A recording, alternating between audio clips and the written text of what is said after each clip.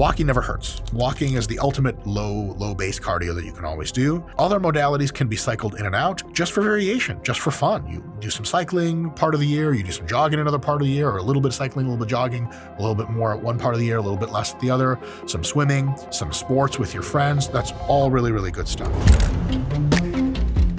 Hey folks, Dr. Mike here for RP Strength. I have been a professor of sport exercise science and nutrition, and I'm currently a competitive bodybuilder and Brazilian Jiu-Jitsu grappler. And I have to talk to you about a very important point, a pandemic that's been affecting the world. And it's what cardio is best to do. Oh, that intro sucked. Retake. JK, here we go. What cardio is best to do, taking a little bit of a principled approach. So a little bit of a deeper dive. So if you're not intelligent, just turn the shit off right now. But if you're one of the smart ones, keep tuning in. Which cardio is best to do depends on a few things, because when we say best, we don't exactly qualify what we mean by that. But in most cases, in the world of fitness, cardio can be judged on one of three different factors. So we're going to ask three different questions and get something like three different answers. But after you see this video, you're going to know a lot about which cardio modality to choose and which one to stay the hell away from, depending on your goals. So, first question we can ask is, what kind of cardio burns the most calories per unit time, or just total? If you're trying to burn a crap load of calories to lose as much weight as possible, for example, in some short period of time, this is a very important question. Number two, what kind of cardio interferes with muscle growth the least? Because, gee whiz, if you're trying to stay jacked and lean, trying to stay jacked and get leaner, this is a very important question. If you don't really care if you're jacked or not, well, no worries. We'll get you lean with all kinds of cardio, and you don't have to answer this question. And number three is, what kind of cardio is the most sustainable at high volumes? At high volumes. Because sometimes you got to do cardio, a lot of it, for a long time, months and months. And then you're going to want to know which kind of cardio doesn't break you into pieces. So if you got to get in shape for something 4 weeks away, sustainability is not a big deal. If it's 16 weeks or 32 weeks away, or a lifetime of good physical activity, it's a different question. So what kind of cardio burns the most absolute calories, both per unit time and per, let's say, typical hour of cardio? The keys here are to choose something that has the maximum intensity, because intensity, or how hard you work relative to how hard you're able to work in any given time, is actually directly, linearly correlated with how many calories you burn. The faster you go, the more distance you cover, the more calories you burn. So intensity is the key, but maximum duration, or ability to keep doing something for maximum duration, is also the key. So technically speaking, like doing a power clean is about as many calories you can burn per any second of time, but you can't exactly do 17,000 power cleans in a row and burn 8,000 calories. So what kind of cardio modalities give us that best combination of burn a crap load of calories per unit time and are at least sustainable enough to do for an hour here and there a few times a week? Here's the ranked list in order. 1, at the very top, is moderate intensity interval training. This can be done in a variety of other contexts. It can be done jogging, it can be done swimming, it can be done cycling, and a few other methods. However you do it, here's how it works. Let's just take jogging, or even the elliptical works. You're on the elliptical and you're grinding out, and let's say you're going whatever, they have miles per hour even though you're not going anywhere, 3 miles an hour. You're doing that, you warm up like that. And once you feel pretty snappy, you take 30 seconds to go 9 miles an hour, considerably faster. After 30 seconds, you cool it back to 3. You watch your heart rate decline back to some value, maybe around 120, 130 beats per minute again, and you do another climb back to 9 for 30 seconds again. And you repeat that over and over and over. If you're jogging, you jog at your normal pace for 5 minutes, and every 5th minute, you do 1 minute at like considerably faster, like not a half sprint, but a much faster jog. It's going to tire you out, so you're going to have to slow down to your normal pace for another 4 minutes after that, or 5 minutes, and you do another 1 minute. How you alternate the difficult to easier intervals is entirely up to you. You're going to discover that yourself. There's tons of different ways to do it. Generally speaking, if you're not in amazing shape yet, you do a lot of lower intensity base work and you only go up for a little bit at a time every several minutes. If you're in really amazing shape, you go up every minute on the minute or something like that, and then come back down only for 30 seconds and come back up, and the average difficulty is much higher. But this kind of interval training burns an ungodly amount of calories. If you're not into the interval training, you can just do conventional jogging, cycling, or swimming. Just swimming a crap load of laps, cycling a fucking crazy amount of miles, or jogging an also crazy amount of miles is going to burn a crap load of calories. There's a reason endurance runners are skinny minis, because a lot of them eat as much as they can. They still can't gain weight because they're fat-burning machines.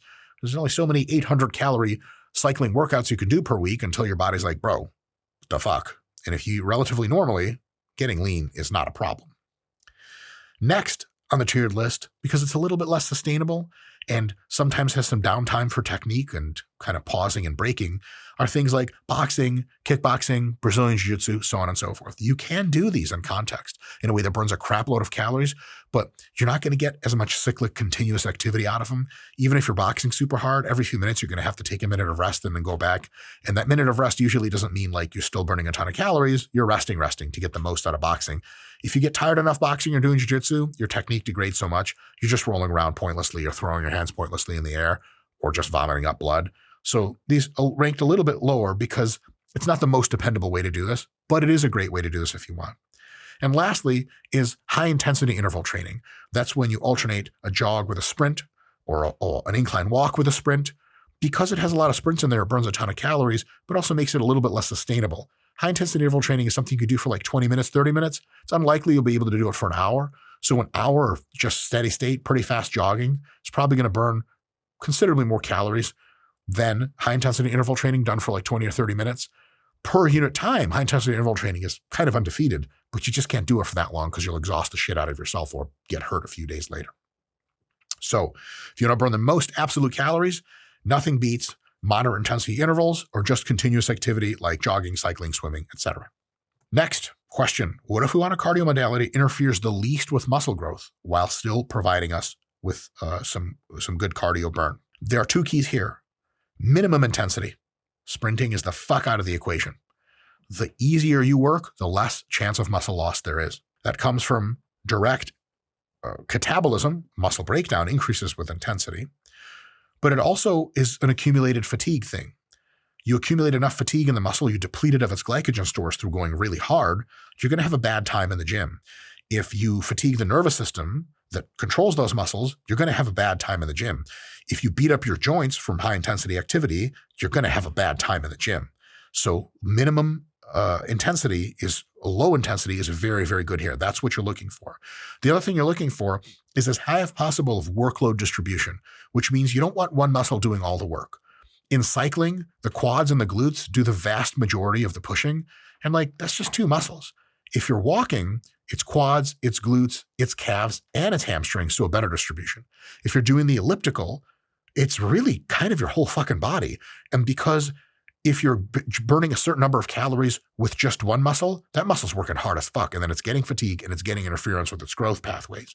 But if you're burning the same total amount of calories, but each muscle's just pitching in a little bit, most of the muscle's fibers aren't even active during that time. It's the slower twitch fibers, which don't grow much anyway, that get active. Their glycogen depletes, they accumulate fatigue, but also they don't accumulate a lot of fatigue. They're insanely resistant to damage, and they heal ultra fast. It's the perfect scenario. So that's why the rank list looks like this. The elliptical, it's something like 110 to 130 beats per minute heart rate, is undefeated for my vote for the best cardio modality that interferes with muscle gain the least, because it's not just all your legs, it's legs plus upper body, total workload distribution, and at 110 to 130 beats per minute, the intensity is just not that high. Very difficult to lose a lot of muscle on an elliptical, but the calories do add up. Nothing crazy like if you go for a really intense jog, but at 110 to 130 beats per minute, you're going to be doing some pretty good calorie damage. Next, incline or even regular walking. Incline walking is insanely easy and distributes the workload through your entire lower body, which is pretty damn good. Not elliptical good, but pretty goddamn good. Regular walking is even lower intensity, so you have to do more of it, but it does not risk muscle very highly. My preferred choice of cardio currently for that reason is I just have a step tracker and I just walk. And my total steps for the day have to add up to a certain amount. On a fat loss phase for me, that's around 12,000 steps. As long as I get that, all the cardio is getting done in the background, I control my diet, and I get into shape. It's fucking awesome. Lastly, you can use moderately paced swimming. Total body distribution. Most strokes in swimming use more or less the whole body. Zero impact, which is sweet. The water's really kind to your joints.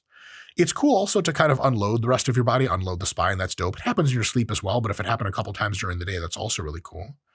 And if it's a moderate pace, the intensity is not that high, especially if you're adept at swimming. Swimming does have something called the cold water effect. When you're immersed in water and you come out, a lot of times you're hungrier than you ought to be because your body's like, fuck, I need some goddamn food to heat my ass back up. So in some cases, some contexts, that could not be ideal. But on the other hand, if you work really, really hard in the water and work up a sweat, which you actually definitely sweat in the water, it just, well, here's the gross part. It just seeps right into the water. Everyone's swimming in your sweat. So as you work super hard in the water, the water regulates your body heat for you really well, and then you never get the cold water effect. So you can do this, but it's got to be a pretty decent pace.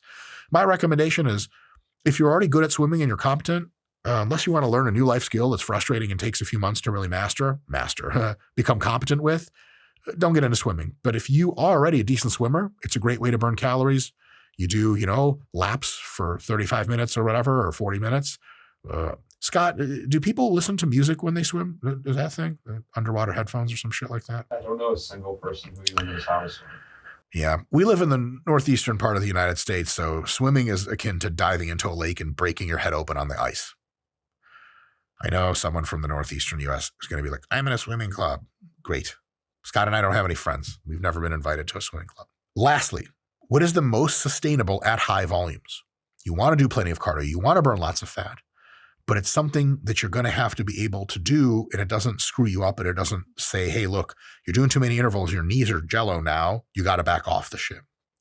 My ranked list is elliptical first. Again, interesting, because there's no impact. The elliptical is completely cyclic, and your joints never feel a fucking thing. That's peak sustainable. It also distributes a ton of effort through your body. Low impact here is key, which is why walking and swimming are in second and third respectively. Swimming doesn't beat walking for sustainability because you got to go somewhere to do the swimming. Now, me personally, I have 5 private pools. Mostly the butlers use them, but every now and again, I'll put on a 1920s full body swimsuit and cap for my hair and go for a swim. But you got to go out of your way to swim a lot of times. Not often, but a lot of times. So if you happen to live on a lake, you live in Florida, and you can swim 24/7, 365 and beat off gators. Beat off gators. Do they have external genitalia? You beat them off through the cloaca. Anyway, I digress. Swimming, if you have access to it, is amazing for sustainable cardio. But walking, you get walking everywhere. You go to the mall with your friends, you get walking. You go to the mall by yourself, you get walking. You pace around in your living room, wishing you had friends to go to a mall with. There you go, you're still walking. So elliptical, walking, and swimming, really, really close here. It's just context dependent. Notice, elliptical, walking, and swimming made the last 2 lists. They are both interfering with muscle growth the least and the most sustainable. So there's going to be a lot of gelling there. This is pretty much the correct answer in most cases. However, they don't make the top tier list for really burning off a ton of calories. Now, you can still use the elliptical, but then it's interval training, and then you're going to be doing some fucking work. So it's not exactly leisure. Lastly, making the decision for you. Just kind of a list of examples of how to think through this logic. Do you need to burn lots of fat, but don't care much about muscle, especially muscle in your legs? High effort intervals, jogging, or triathlon-inspired training, amazing. Any other modality works really well if it gets your heart rate up for as long as possible every workout. If you can maintain 150 beats per minute for 45 minutes, 4 times a week, holy fucking shit, you're burning a lot of calories. So there's a really good start. And muscle loss, you don't give a shit. Need to prep for a bodybuilding show or get your leanest physique, but you really, really do care about being jacked, or you're just doing a fat loss phase and you really, really care about not losing any muscle? Elliptical and or incline walking is often going to be your best bet.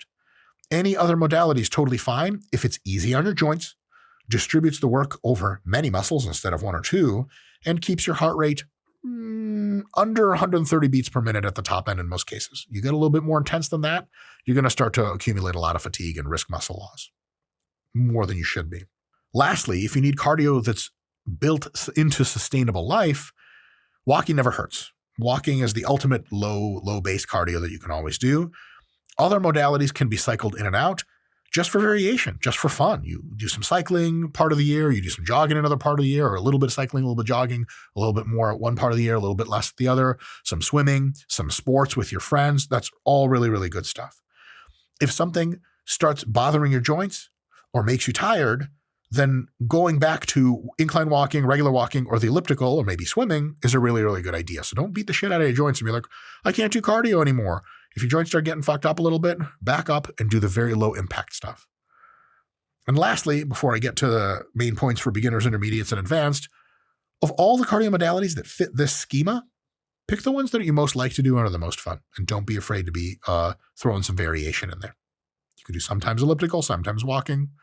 The world is your oyster. And by oyster, I mean misery-filled pot of cardio. It hurts and it sucks. Lastly, for real this time, main point here for beginners to take away from this video: do cardio that's fun and sustainable, because it's for the long haul that you do cardio. For intermediates, do cardio that's fun and meets your goals well. You already have sustainability checked off the box. If you're an intermediate, you made it this far, you know how to keep your shit together. But now you got goals that are for real. Beginners meet their goals real easy. They have non-exotic goals, and the sustainability will get them there anyway. Now, as an intermediate, you got to science the shit up a little bit more and say, yeah, maybe even though I like this cardio, it doesn't meet my goals, so let me pick a cardio I like that does meet my goals. For the advanced, do cardio that meets your goals well, and when you're not chasing proximate goals, it gets on a fat loss phase, have a sustainable cardio approach in the background, always milling around, giving you a little bit more fat burning potential, a lot more health potential, and a better quality of life. Anyway, it would be really ironic if you listened to this chat while doing cardio. And if you're doing cardio, you're the fucking shit. Keep on stepping. And if you're not doing cardio, go to the gym and do cardio. God damn it, the hell is wrong with you? I'll see you guys next time.